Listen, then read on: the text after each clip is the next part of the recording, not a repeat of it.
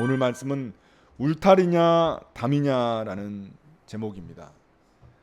울타리냐 담이냐. 제가 아내와 함께 독일에 있었을 때의 일입니다. 독일에는 7, 80년대 때 그 파독 광부 또 파독 간호사로 오신 분들이 많이 살고 계십니다. 그래서 그분들의 자녀들 있잖아요. 2세라고 뭐 이야기하죠. 그 2세들을 보면은 참 그 정체성 자체가 한국인이라서 굉장히 한국말도 잘하고 그렇게 잘 자랐습니다. 이 부모님이 아주 철저히 교육시켰을 거라 생각이 듭니다. 그런데 시간이 흘러서 이제 3대, 4대가 이제 나오게 됐죠. 손주들 뭐 이런 친구들입니다. 한인 3세, 4세들인데 이 친구들은 완전히 거의 외국인입니다. 한국말을 조금 거의 뭐 외국인들 하는 것 정도밖에 못하고 거의 독일 사람입니다. 독일의 문화나 독일의 뭐 스타일이나 다 그냥 거의 독일 사람이라고 보면 됩니다. 그러니까 3대 만에 완전히 독일 문화에 동화되어 버린 것입니다. 반면에 정반대의 모습을 갖춘 사람들도 있습니다. 제가 영국에 있을 때 공부할 때 저희 학교가 유대인들이 사는 동네에 있었습니다. 그래서 유대인들이 이렇게 수염 기르고 그 검은 모자 쓰고 검은 옷 입고 그렇게 돌아다니는 사람들이 굉장히 많이 있었습니다. 그리고 동네 곳곳에 코셔라는 가게가 있었는데 코셔는 그 유대인들이 먹는 음식만 파는 가게입니다. 굉장히 그 구약의 율법을 잘 따르는 그런 식품들을 만드는 가게입니다. 그런 가게들이 굉장히 많았습니다. 그래서 안식일만 되면은 토요일 날 많은 유대인들이 돌아다니곤 예배 뭐 이렇게 그들의 회당에 가곤 했습니다. 그 사람들은 영국에 정착한 지 진짜 수백 년, 어쩌면 1000년이 넘었을 수도 있는데 그런 수많은 시간들이 지났지만 여전히 자신들의 언어를 지키고 있고 또 그 유대교의 정체성을 그대로 지키고 있으면서 그들의 명절, 절기를 지키고 있습니다. 복장도 그냥 보통 사람이 아니에요. 그렇게 삽니다. 그래서 한 번은 제가 살던 기숙사 옆에 그 유대인들이 살고 있어서 그 유대인들을 전도하려고 한국에서 저희 어머니가 보내준 과자가 있었는데 과자를 이제 주려고 했습니다. 근데 그 과자를 안 먹는 거예요. 왜냐하면 자기들이 먹는 음식이 따로 있기 때문에 그렇습니다. 거절을 하더라고요. 이런 고집이 음식도 사람들이 먹는 거 안 먹고 자기들끼리만 그 음식 먹는 이런 고집, 옷, 복장, 언어 이런 모든 고집들이 지금까지 그 유대인을 지켜온 도구였을 수도 있습니다. 굉장히 좋은 전통이었을 수도 있습니다. 하지만 저는 그 모습을 보면서 굉장히 많은 생각이 들었습니다. 우리 한인 3세, 4세 이 친구들은 시간이 지나면서 이제 완전히 동화되어서 그 문화에 독일에 동화되어 버렸는데 또 한쪽에서는 유대인들처럼 자신들의 정체성을 아주 어떻게든 지키면서 살아가려는 그런 사람들이 있습니다. 완전히 담을 쌓고 살아가는 사람들이 있죠. 여기서 우리는 중요한 질문을 던지게 됩니다. 그렇다면 우리 그리스도인들은 어떤 정체성을 가지고 살아가야 할까요? 세상과 완전히 섞여서 동화되어서 살아야 할까요? 아니면 세상과 완전히 담을 쌓고 그렇게 살아가야 할까요? 그래서 오늘 설교 제목이 바로 울타리냐 담이냐 하는 것입니다. 울타리와 담은 굉장히 비슷하게 보입니다. 하지만 전혀 다릅니다. 울타리는 경계는 세우지만 완전히 차단하지는 않습니다. 그렇지만 담은 어떻습니까? 담은 완전히 세우고 나면은 완전히 차단하는 겁니다. 안과 밖이 완전히 달라지는 거죠. 차단되고 단절시키는 것입니다. 우리 그리스도인들의 정체성은 어때야 할까요? 우리는 세상 속에 살고 있지만 세상에 동화되어서는 안 됩니다. 세상 가치관에 완전히 따라가서는 안 되는 것이죠. 그렇다고 해서 세상을 더럽고 위험한 곳으로 여겨가지고 그 세상에 동화되지 않기 위해서 완전히 세상과 담을 쌓고 살아서도 안 됩니다. 왜냐하면 하나님은 이 세상 속으로 우리를 부르셨고 이 세상 속에서 구별된 백성으로 우리를 부르셨기 때문입니다. 그런데 오늘날 우리의 모습은, 교회의 모습은 어떻습니까? 세상 사람들이 하는 대로 다 합니다. 삶에 대한 가치관이, 태도가 세상 사람들과 교회 다니는 그리스도인의 모습이 다르지가 않습니다. 손해보지 않으려고 이기적으로 행동하고, 또 부동산, 주식, 코인, 남들 하는 거 다 합니다. 그러면서 주일날 예배당에 나와 앉아있는 것으로 자신의 체면 치레를 하는 경우가 많습니다. 반대로 어떤 그리스도인들은 세상을 죄악시하면서 세상에 동화되지 않기 위해서 아예 담을 쌓아버립니다. 그래서 교회 안에 머무르는 것만 거룩이라고 그렇게 생각합니다. 그래서 교회에서 각종 행사나 프로그램들을 만들면 거기에 다 참여합니다. 큰 교회 같은 경우에는, 큰 교회는 프로그램이 일주일 내내 있습니다. 아침부터 거의 저녁까지 있습니다. 그러니까 계속 그것만 참여하면 되는 거예요. 계속 밥 주고 다 합니다. 물론 연세 드신 분들은 그렇게 하는 게 저는 좋다고 생각합니다. 집에서 시간 보내는 것보다는 사람들과 함께 보내는 게 좋다고 생각하는데, 그렇지 않고 젊은 사람들도 그런 경우가 있다는 것입니다. 그러다 보니까 시간이 없잖아요. 그러니까 가정이나 학교, 또 직장에서 제대로 된 역할을 할 수가 없습니다. 세상 사람들의 이야기를 듣지 못하고 세상의 아픔을 알지 못합니다. 이해하지 못합니다. 그래서 그분들 카톡을 보면은 자기도 모르는 사이에 다 교회 사람들 카톡으로 깔려버리고 맙니다. 그러다 보니까 세상 사람들은 교회를 어떻게 봅니까? 닫혀있고 배타적인 집단으로 그렇게 보는 것입니다. 오늘날 왜 세상이 교회를 걱정하고 비난하고 우려할까요? 왜냐하면 우리가 그 부르심대로 그리스도인다운 겸손과 환대, 선함을 세상에 보여주지 못하기 때문입니다. 오히려 세상 사람들과 똑같이 되거나 세상 사람들보다 더 나쁜 모습도 보이기 때문입니다. 그래서 아예 세상과 소통할 줄도 모르는 꽉 막힌 집단처럼 생각해 버리는 것입니다. 우리 그리스도인들은 세상 속에서 살아가지만 결코 세상에 속한 사람은 아닙니다. 그러니까 세상 속에 살아가지만 세상에 속했다는 것은 뭐냐면은 세상에 지배당하는 그런 사람은 아닙니다. 우리는 세상과 담을 쌓지는 않지만 거룩한 울타리를 치면서 스스로를 보호하고 지키며 살아가는 사람들입니다. 오늘 말씀은 당시 가장 크고 화려했던 대제국 이집트로 들어가는 야곱 가족의 이야기를 다루고 있습니다. 그들은 과연 이러한 엄청난 제국 속에서 자신들의 정체성을 어떻게 지키며 살아갔을까요? 오늘 말씀 보면 우여곡절 끝에 죽은 줄 알았던 요셉은 이제 그리워하던 아버지 야곱을 만나게 됩니다. 20년 넘게 죽은 줄 알았던 그 아들 요셉을 만난 야곱은 얼마나 기뻤겠습니까?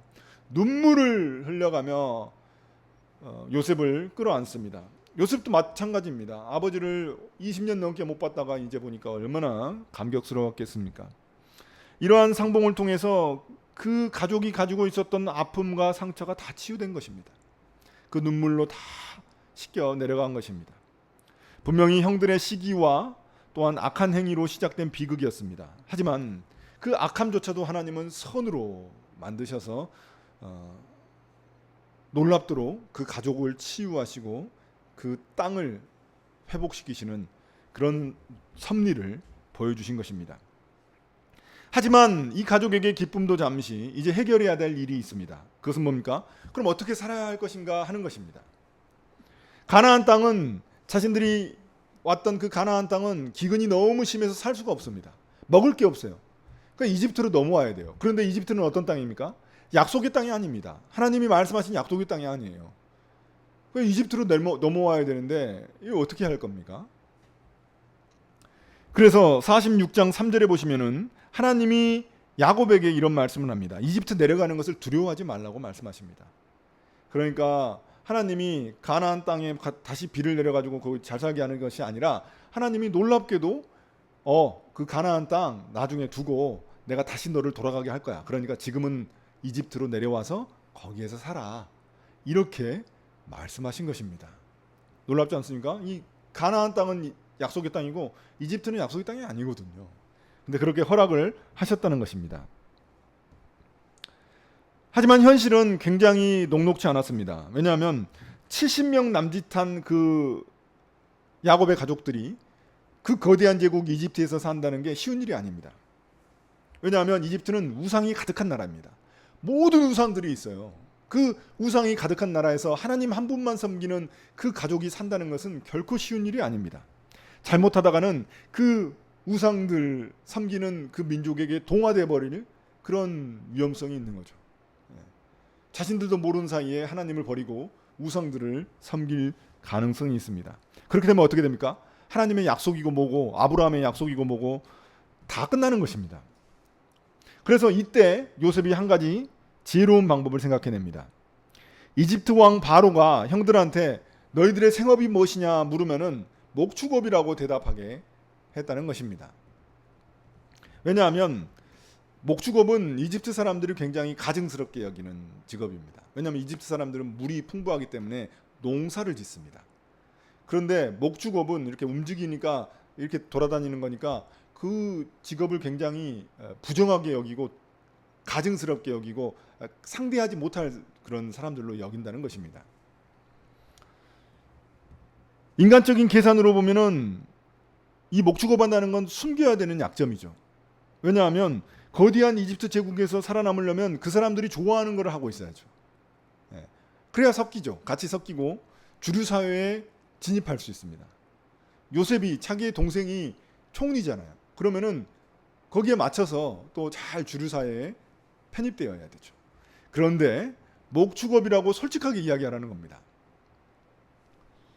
저 같으면은 제 신분을 숨기고 이렇게 잘 꾸며가지고 그 사람들한테 입맛에 잘 맞게끔 그렇게 할 것 같습니다. 요셉은 그러나 그렇지 않고 숨겨야 할 목축업을 드러냅니다. 왜일까요? 왜냐하면 그들이 그 사람들과 분리돼서 살아갈 수 있도록 하기 위해서입니다. 그 가족들이 이집트 사람들과 섞이지 않고 살아갈 수 있도록 하기 위해서입니다. 그 변두리 땅, 그 고센 땅에 머물 수 있게 하기 위해서입니다. 그러니까 이 야곱 가족에게 고센 땅은 울타리인 것입니다. 울타리. 자신들을 보호할 수 있는 그런 울타리인 것이죠. 이집트 안에 살아가고 있지만 이집트에 동화되지 않기 위해서입니다. 그런데 놀랍게도 이집트 땅에 살아가면서 이 야곱의 가족들은 굉장히 큰 보호를 받습니다. 이집트가 초강대국이거든요. 지금으로 따지면은 미국입니다. 그 미국 땅 한 자락을 차지하고 있으니까 어느 나라도 건드리지를 못하는 거예요. 그러니까 놀랍게도 야곱 가족들은 그 땅에서 이집트의 보호를 받게 됩니다. 하지만 이집트의 그 우상 문화에는 흡수되지 않게 됩니다. 하나님은 놀랍게도 이런 요셉의 그 지혜를 통해서 야곱의 가족들, 그 가족들을 지켜주시고 또한 그 땅에서 이스라엘 민족들이 나중에 430년이 흐른 후에 얼마나 불어난지 아십니까? 200만 명이 넘게 불어납니다. 그렇게 하나님은 마치 그 고센 땅을 인큐베이터로 사용하신 것입니다. 우리도 그렇습니다. 오늘날 우리가 살아가는 세상도 마치 거대한 이집트와 같습니다. 화려하고 풍요롭습니다. 힘이 있습니다. 성공의 길을 우리에게 제시합니다. 더 빨리, 더 높이, 더 많이 가지라고 그렇게 말을 합니다. 오늘날 세상이 추구하는 것은 효율, 속도, 무한 경쟁, 그리고 극대화된 이윤 이런 것입니다. 그 삼성의 사태 보시면서 저희가 느끼지 않습니까? 사람의 가치, 그 사람의 가치는 얼마나 돈을 많이 버느냐, 얼마나 사람들한테 인정받느냐, 얼마나 많은 영향력을 가지고 있느냐로 평가됩니다. 반면에 세상 사람들이 가증하게 여기면서 꺼려하는 것들이 있습니다. 손해보는 것, 느린 것, 낮아지는 것, 섬기는 것, 끝까지 정직하게 사는 것, 이런 가치들은 세상 사람들이 미련하게 여깁니다. 그래서 그렇게 미련하게 정직하게 장사하면 금방 망한다. 그렇게 맨날 양보하고 살면은 바보 취급당한다. 원칙만 지키고 살다가는 결코 성공하지 못한다. 주일 지키고 예배 막 드리고 말씀대로 살려고 하면은 결국 세상에서 뒤처지고 만다. 그래서 적당히 사업하면서 살아라. 이런 이야기를 듣습니다. 하지만 바로 이때 우리가 붙들어야 할 것이 있습니다. 세상이 미련하다고 여기는 그 가치들이 오히려 우리의 영혼을 지켜주는 울타리가 된다는 사실입니다. 손해보며 사는 것, 정직하게 사는 것, 사람들을 섬기면서 사는 것, 낮아지면서 사는 것, 이런 것들이 우리에게는 거룩한 울타리입니다. 물론 이런 가치관을 고집하며 살다 보면은 세상에서 불이익을 당할 수 있습니다. 주류 사회에서 밀려날 수도 있습니다. 정직하게 일하다가 승진해서 누락될 수도 있습니다. 주의를 지키기 위해 더 많은 돈을 벌 수 있는 기회를 놓칠 수도 있습니다. 남들처럼 편법을 쓰지 않아서 손해를 볼 수도 있습니다. 그러다가 세상 변두리로 밀려날 수도 있습니다. 하지만 믿음의 눈으로 보면 다릅니다. 그런 가치들을 지키는 것이 바로 우리에게는 고센 땅, 거룩한 울타리가 되기 때문입니다. 하나님은 그 울타리를 통해, 그 고센 땅을 통해 우리의 영혼을 보호해 주시는 것입니다. 우리를 믿음의 사람으로 준비시키는 인큐베이터 역할을 하는 것입니다. 생각해 보십시오. 70명이던 야곱 가족이 430년 후 200만 명이 넘는 민족이 돼서 이집트를 나오게 됩니다. 하나님은 그 기간 동안 이 민족을 보호하시고 놀랍도록 그 제국 안에 삼켜지지 않도록 하신 것입니다. 하지만 여기서 우리가 주목할 부분이 있습니다. 야곱 가족들이 고센 땅에 머물면서 담을 쌓은 게 아니라는 것입니다. 그들은 울타리를 친 것입니다. 원래는 세상에서 정체성을 지키기 위해 가장 쉬운 방법은 뭡니까? 담을 쌓는 겁니다. 세상과 아예 소통하지 않는 겁니다. 그래서 이단 사이비들 보면 자기들끼리 모여서 살잖아요. 그게 가장 쉬운 방법이죠. 하지만 성경이 말하는 그런 정체성을 지키고 구별되는 것은 이런 폐쇄적인 개토주의가 아닙니다. 개토라는 건 뭐냐면 자기들끼리 모여 사는 그런 영역을 말합니다. 개토. 그게 아닙니다. 도피주의가 아닙니다. 세상에서 도피하는 것이 아닙니다. 그 증거가 오늘 말씀에 등장합니다. 야곱이 이집트의 심장부인 그 왕이 사는 바로가 사는 궁궐로 들어갑니다. 그리고 그 당대 최고의 권력자인 바로 앞에 당당하게 삽니다. 그리고 바로를 2번이나 축복합니다. 들어올 때 한번 축복하고 나갈 때 한번 축복하고 2번이나 축복합니다. 야곱이 누굽니까? 야곱은 기근을 피해 가지고 이 초강대국 이집트로 찾아온 그런 초라한 노인에 불과합니다. 무슨 뭐 소유가 많습니까? 아니면은 뭐 군사력이 있습니까? 영토가 있습니까? 아무것도 없습니다. 그냥 이집트 제국의 도움이 없이는 살 수 없는 그런 누추한 노인에 불과할 뿐입니다. 반면에 야곱이 축복한 그런 바로 왕은 어떤 사람입니까? 그 당시 최고의 권력을 누리던 왕입니다. 심지어 태양신의 아들이라고 불리는 그런 사람입니다. 신의 아들입니다. 가장 강력한 황제입니다. 그런데 야곱이 그 사람을 축복하고 있다는 겁니다. 세상의 상식을 뒤엎는 일입니다. 그러니까 보통은 어떤 사람이 그러니까 위에 사람이 아래 사람을 축복하죠. 영적인 권위가 있는 사람이 그 아래 사람을 축복하는 겁니다.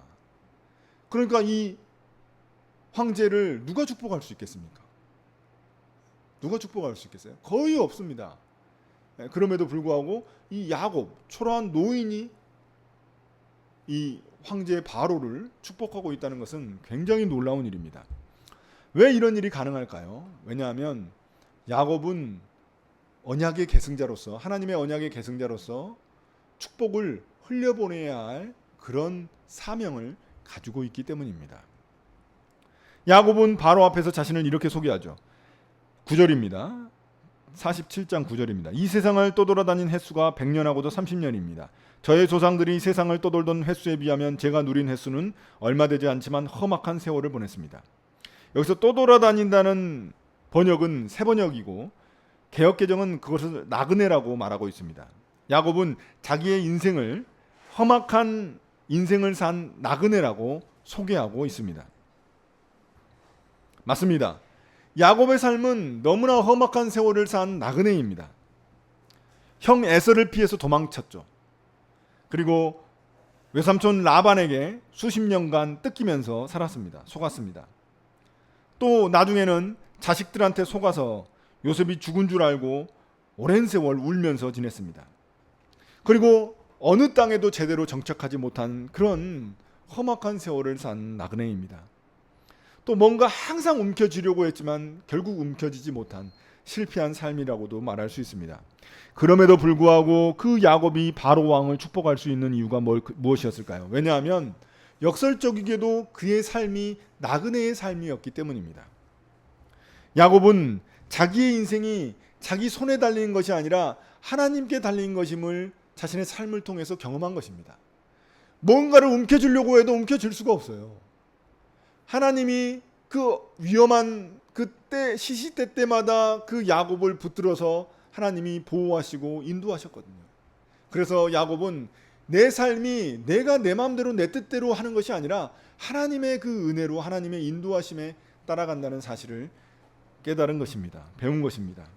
또한 야곱은 이 땅에서 내가 평생 머무는 것이 아니라 이 땅에서 뿌리 내리고 사는 사람이 아니라 그가 나그네의 사람이라는 것을 알고 있었던 것입니다. 그렇기 때문에 세상 전부를 가진 황제 앞에서도 당당하게 그를 축복할 수 있었던 것입니다.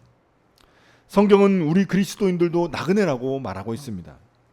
성도는 세상 사람들과 삶의 뿌리 자체가 다릅니다. 삶의 방향이 다르고 삶의 종착지가 다릅니다. 우리는 이 땅에 살고 있지만 이 땅이 전부인 사람들은 아닙니다. 이 땅에 정착하고 있는 뿌리 내리고 있는 세상 사람들은 이 땅이 이 세상이 전부인 걸로 생각합니다. 그래서 영원히 살 것처럼 막 소유를 쌓습니다. 아파트 평수를 늘리는데 목숨을 겁니다. 그 강남에 사는 사람들 보면은 아파트 평수 늘리려고 작은 데서 시작했다가 그 아파트 또 팔아가지고 넓은 데로 가고 넓은 데로 가고 그러더라고요. 통장 잔고를 늘리는데 인생을 겁니다. 남들보다 더 많이 가지고 남들보다 더 높이 올라가고 남들보다 더 인정받는 것을 인생의 최종 목표로 삼습니다. 하지만 나그네는 다릅니다. 우리 그리스도인들 나그네는 이 땅에 있는 모든 것에 목숨을 걸지 않습니다. 소유에 묶이지 않고 성공에 취하지 않고 실패에 무너지지 않습니다. 왜냐하면 나그네의 특징이 뭡니까? 돌아가야 될 집이 있는 겁니다. 고향이 있는 겁니다. 나그네는 반드시 목적지가 있죠. 돌아가야 될 그곳이 있는 겁니다. 우리의 본향 하나님 나라가 있기 때문입니다. 여러분 여행자들을 한번 보십시오. 여행자들이 짐을 엄청 이삿짐 짊어지듯이 이삿짐 가져가듯이 그렇게 짊어지고 갑니까? 그럼 미련한 여행자는 없습니다. 여행자는 반드시 짐을 가볍게 하고 단촐하게 하고 갑니다. 짐이 너무 무거우면은 여행을 할 수가 없기 때문에 그렇습니다. 우리의 신앙도 마찬가지입니다. 우리도 이 땅에 있는 것들에 너무 많이 사로잡혀 있으면 하나님 나라를 향해 나아가는 발걸음이 무거워집니다. 소유가 많아서가 문제가 아니라 소유에 완전히 묶이는 게 문제인 겁니다. 직장이 좋아서가 문제가 아니라 직장이 내 주인이 되기 때문에 문제인 것입니다. 돈이 많아서가 문제가 아니라 돈이 내 마음을 내 영혼을 완전히 지배하기 때문에 문제인 것입니다. 나그네는 이런 이 세상에 있는 것들을 사용하긴 하지만 그것을 주인으로 섬기지는 않습니다.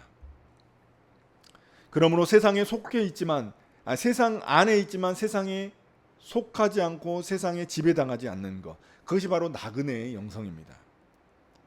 성경이 말하는 나그네의 정체성은 세상과 담을 쌓는 게 아닙니다. 나그네가 담을 쌓으면은 정착하는 거죠. 그런데 담을 쌓는 것이 아니라 울타리를 치는 것입니다. 그래서 세상 한복판에 서서 세상 가치관에 물들지 않고 거룩한 울타리를 치면서 자신을 보호하면서 살아가는 것입니다. 그래서 놀라운 사실이 있습니다. 이 나그네의 정체성을 분명히 가질 때 우리가 비로소 세상을 축복할 수 있다는 사실입니다.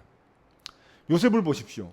요셉은 철저히 나그네로 살아간 사람입니다. 요셉은 이집트의 총리가 됐죠. 그리고 그 이집트 사람들의 옷을 입었습니다. 그리고 이집트 사람들의 언어를 완전히 네이티브처럼 그렇게 구사합니다.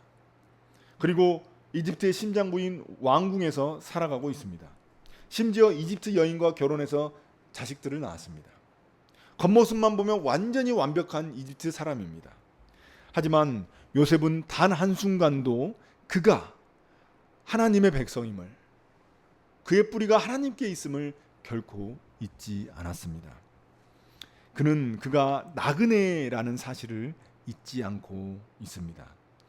노예로 억울하게 끌려갔을 때에도, 보디발의 아내에게 유혹을 받았을 때에도, 억울하게 감옥에 갇혔을 때에도, 또 이제 총리가 돼서 온 나라를 쥐락펴락할 수 있는 그런 위치에 있음에도 불구하고 결코 하나님을 잊지 않았습니다.